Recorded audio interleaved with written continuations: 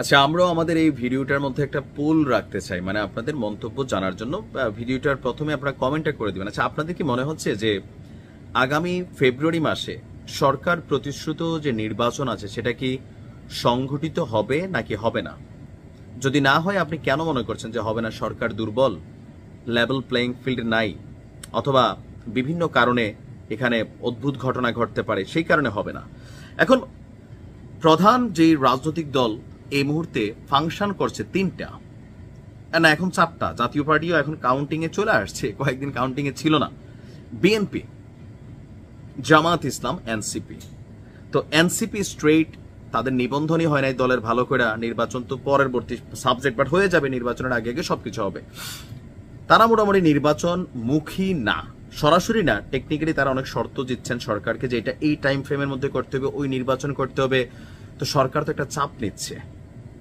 জামাত বলতেছে যে একটা বাস স্ট্যান্ড আপনারা ঠিক মতো ক্লিয়ার করতে পারেন, আপনারা দেশব্যাপী নির্বাচন চালাইবেন, সরকার তো টেনশনে পড়তেছে। বাট বিএনপি বলতেছে নির্বাচন হইতে হবে, সরকার পারবে, সবকিছু মোটামুটি রেডি। তো এর মাঝখানে আমরা যখন নানান চিন্তায় আসি, তখন ডক্টর মোহাম্মদ ইউনূস তিনি আবারও কিন্তু বার্তা দিয়েছেন, যারা যারা ভাবতেছেন নির্বাচনটা আটকাই দিবেন অথবা নির্বাচন হইতে দিবেন না সামহাও, আর নির্বাচনে অংশগ্রহণ না করলে মাইনাস হয়ে যাবেন, সালাউদ্দিন সাহেব বলে দিছে।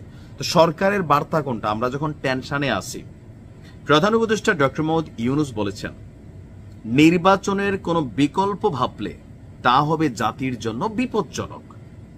রাজনৈতিক দলগুলোর সঙ্গে গতকালকে যে জাতীয় নির্বাচন নিয়ে আপনার বৈঠক হয়েছে, তিনি বলছেন যে বৈঠকে জাতীয় নির্বাচন যথাসময়ে আয়োজনের প্রতিশ্রুতি আবারও রাজনৈতিক দলগুলোর সামনে তিনি নিয়ে এসেছেন।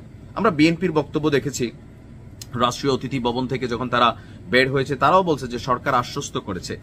তো প্রধান উপদেষ্টা যিনি প্রেস সচিব আছেন, তিনি বলছেন যে কেউ যদি নির্বাচনের কোনো বিকল্প নিয়ে ভাবে, সেটা হবে এই জাতির জন্য গভীর বিপজ্জনক। ফেব্রুয়ারির প্রথমার্ধেই উৎসবমুখর পরিবেশে একটি সুষ্ঠু এবং নিরপেক্ষ নির্বাচন অনুষ্ঠিত হবে। প্রফেসর ইউনূস জোর দিয়ে বলেছেন অন্তর্বর্তী সরকারের এই মুহূর্তে প্রধান দায়িত্ব নাম্বার 1, সেটা হচ্ছে অবাধ এবং শান্তিপূর্ণ পরিবেশে একটা সুষ্ঠু নির্বাচন আয়োজন করা। প্রধান উপদেষ্টা বারবার উল্লেখ করেছেন যে এই নির্বাচন হবে বাংলাদেশের ইতিহাসে অন্যতম সেরা নির্বাচন। বৈঠকে বিভিন্ন রাজনৈতিক দল, তারপর যারা আছে, তো সেই বৈঠকে প্রত্যেকটা রাজনৈতিক দল নির্বাচন নিয়ে তাদের উদ্বেগ এবং শঙ্কার কথা প্রকাশ করতেন। তো জামাতের যেটা মেইন আছে সেটা হচ্ছে আপনার লেভেল প্লেইং ফিল্ড, পাশাপাশি জুলাই সনদ নিয়ে কিন্তু জামাত একটা শক্ত অবস্থানে আছে যে এটা একটা আইনি ভিত্তিতে, আর এনসিপি তো আছেই। বিশেষ করে ভিপি নূরের মার খাওয়ার পরে এনসিপি বা জামাতের মধ্যে একটা টেনশন তৈরি হয়েছে যে তাদের আসলে তারা মনে করতেছে সামহাও, আমি যেটা দেখলাম বা বুঝলাম, যে আমাদের শত্রু শুধু আওয়ামী লীগ না, সরকারের মধ্যে যখন আমাদের শত্রু আছে আওয়ামী লীগপন্থী, সেনাবাহিনীর মধ্যে আছে, তো রাষ্ট্র ক্ষমতায় এই মুহূর্তে বিএনপির সাথে এই দুইটা দলেরই এত পরিমাণ অভ্যন্তরীণ তিক্ততা তৈরি হয়েছে যে বিএনপি যদি ক্ষমতায় আসে, এই যে মানে একটা কি বলা হয় যে রাজকীয় আতিথেয়তা অথবা ধরেন সুযোগ সুবিধা, পজিটিভ নেগেটিভ, কারণ প্রত্যেক দলের নেতাকর্মীদের নামে বিভিন্ন জায়গায় চাঁদাবাজির খবর আসতেছে, বিভিন্ন জায়গায় নিয়োগ বাণিজ্যের খবর আসতেছে, কন্ট্রোলিং এর খবর আসতেছে, মাঠ ঘাট বালুর চর সাদা পাথর সব কিন্তু মিলাজিলাই খাচ্ছে, আসতেছে তো কম বেশি। তো তাদের তো এই জিনিসটা থাকবে না, যে ক্ষমতায় যাবে তার থাকবে। পাশাপাশি বিভিন্ন ইস্যুতে মামলা হইতে পারে, পুরানা ইস্যুগুলোতে মামলা হইতে পারে, আর জুলাই সনদের আইনি ভিত্তিটা না হইলে এইটার এগেনস্ট অনেকগুলো ঘটনা ঘটতে পারে। তারপরেও প্রধান উপদেষ্টা একটা সিদ্ধান্ত দিয়েছেন যে ফেব্রুয়ারিতে নির্বাচন হবে। তো এখন তার এই সিদ্ধান্তে এনসিপি যথেষ্ট নাখোশ।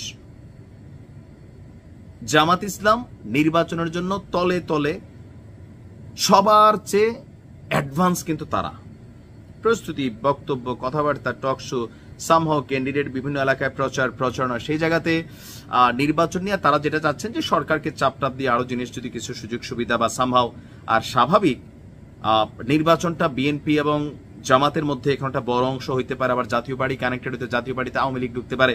তো বড় দলগুলোর চিপাতে পড়া মাঠ পর্যায়ে যেই অ্যাক্টিভিটিস গুলো দরকার বা লেভেলটা দরকার, নিরপেক্ষ একটা পরিবেশ দরকার, এটা সরকার ব্যালেন্স করতে না পারলে এটার বড় একটা ঝামেলায় পড়বে জামাত।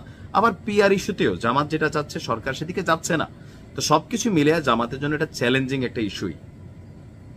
বাট ডক্টর ইউনূস ঝুঁকবে না। নির্বাচন ফেব্রুয়ারিতেই। ভালো থাকুন।